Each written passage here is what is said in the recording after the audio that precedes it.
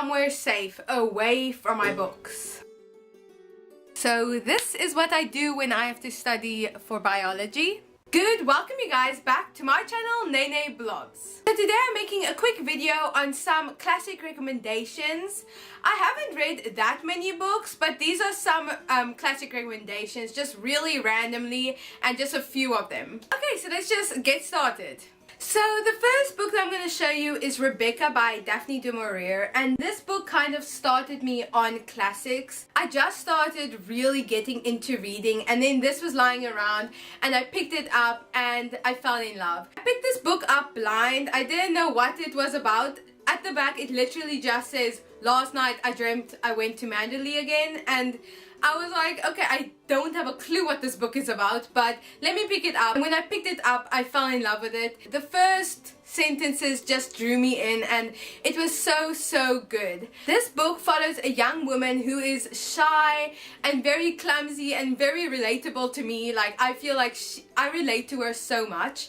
But she's very shy, and she works as like a companion to this old lady at the beginning, and then she falls in love with this guy who actually owns this huge estate called Manderley, and he asks her to marry him. But when she gets there, she discovers his last wife had huge shoes to fill. His last wife was called Rebecca, and she kind of has a haunting presence in this house, and she's everywhere in the house. Like, everything reminds everyone of Rebecca. This just follows her coping with this ongoing haunting feeling of Rebecca and trying to fill her shoes, and just also finding herself and who she is in that estate. Later on, a mystery also arrives, which I just literally fell in love with. If you go in blind, you really don't expect anything, and what I got out of this book was so much more than I expected. The main character in this book was so relatable, and I just loved the story and the mystery. And Daphne du Maurier's style of writing is so captivating.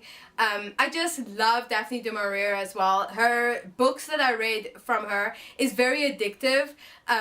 Even if some of them aren't like my favorite, they still keep me guessing, and her style of writing is just so good. Then another one of my favorites is Alice's Adventures in Wonderland and Through the Looking Glass by Lewis Carroll. I think everyone has heard about this book. No matter your age, if you haven't picked this up yet, I really recommend this book. I don't think anyone should go through their life without reading this book. It's very whimsical and imaginative and just unique.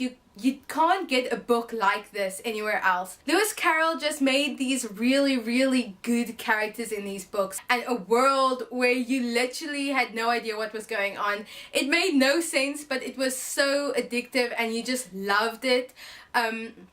This book, if you don't know what it's about Alice who falls down a rabbit hole into Wonderland. And in Wonderland there are characters that you fall in love with, but you don't have a clue what they're thinking. Like, their way of acting is so different than our way of acting, and also it's just so magical and whimsical. This was a really fast read and a very beautiful read. So I really recommend this. It was just so fun and magical, and I still find myself thinking about this book and like some characters and what they say, and it's just so fun. I love this book. Then the third book on my list is Jane Eyre by Charlotte Bronte. So this is a story about an orphan girl who lives in this boarding house kind of for almost her whole life, and then when she's old enough she becomes a governess to this French girl. I think she's French, yeah. So while being this governess, she meets new characters, including the girl's father. It's just her story of finding herself kind of outside of the boarding house, and also the haunting mystery that comes out in the story.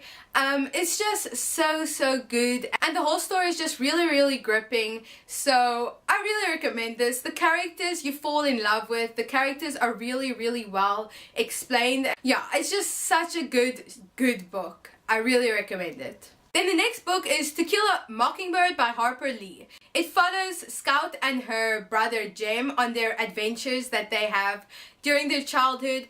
I just loved how we saw them growing up. It was just such a nice story to read, how they grow up and their personalities and how they changed and just like how their character grew. And then this also follows their father called Atticus. So their father is a lawyer, and one day he takes up this case, which we also follow, as he takes on a very difficult case at that time, and how the kids saw the case, and also the justice and how corrupt justice was actually in the past, especially when it came to race. I just think this is a really important book to read. I think everyone should read it, and I really recommend it. Then the next book on my list is The Secret Garden by Frances Hodgson Burnett. This follows an orphan girl who lives by her uncle's estate, and there she meets new people and her cousin, and she kind of has to adapt to the way of living at that estate, because she's from India and she's really used to being spoiled, but there she's not treated like that, so she has to get used to it. And there she finds a secret garden. What? And we just see how she finds the secret garden and what she does with the secret garden and the new people that she meets.